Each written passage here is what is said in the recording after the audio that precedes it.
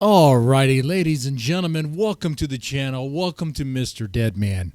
Now, if you haven't heard already, Jimmy Kimmel got canceled. He got canned by ABC. Well, not fired technically yet, but just put on a hiatus for an infinite amount of time.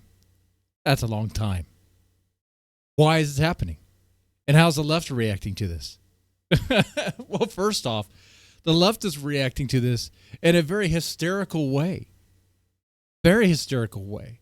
Crying, cancel culture. Oh, look, he's being canceled for a joke. After years and years of them trying to get people canceled over a difference in opinion. You know, people like J.K. Rowling and others.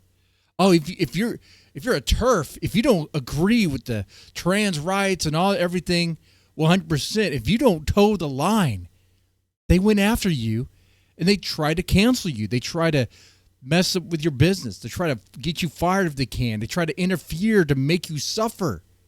For years they did that. And now when it happens to one of their own, they expect empathy?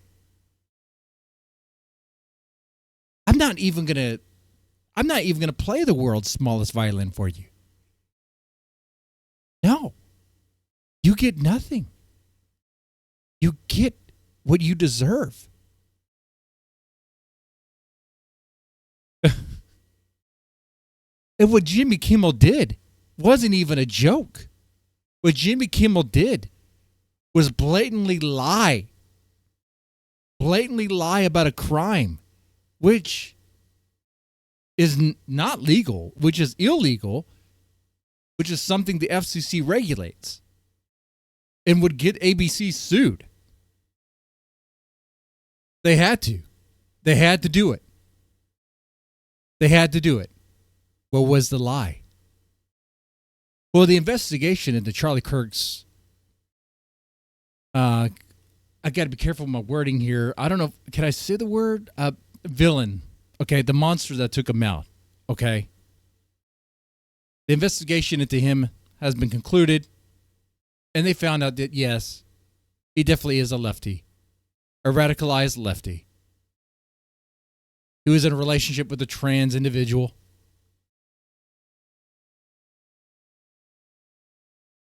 Though his family was right-leaning and Trump supporters, he was that young adult, I would say kid, but he's not a kid. You know, he's college age, who was a rebel to all that, which I understand. I was kind of like that too when I was in my 20s. I was definitely very, very left.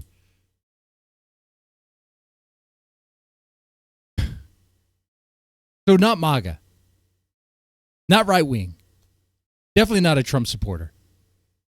I mean, the guy who took Charlie Kirk out wanted to do so because he hated Charlie Kirk and he hated the things he said. Definitely not MAGA. So what was the lie? Jimmy Kimmel thought it was a great idea to go on national television and put out there that the killer was MAGA. Now that right there is misinformation. I remember 2020 when misinformation would get you yanked off. That's also a blatant lie about a crime. Okay? Like, you can't do that. Especially, see, what's happening here is the left is trying so hard to spin it around to make it seem like it's not one of their guys when it was. There's a crazy radicalization going on that side. We've been seeing it for years. They have no problem saying they're going to punch you in the face if they disagree with you. Now they'll say you're going to get a bullet. You'll have people defending the action of that killer, of that monster, saying that if Charlie Kirk didn't say what he said, he wouldn't have got that bullet. They say that. They're saying he deserved it. That he got what he got. For what? The guy was just a Christian conservative who spoke from that. To put out there. He had hate speech about gays and whatever. He was friendly with gays. There's gay conservatives that he's friendly with. It'd be like, oh, he's a racist. He was friendly with black conservatives. And also, by the way, he was friendly with the liberals too. He would just debate. He would just have a conversation about ideas. If you thought his ideas were wrong, well, challenge him on it. But since you couldn't challenge him on it, the only thing you could do was silence him. Now, if you want to talk about cancel culture, guys took a man's life because you disagree with him.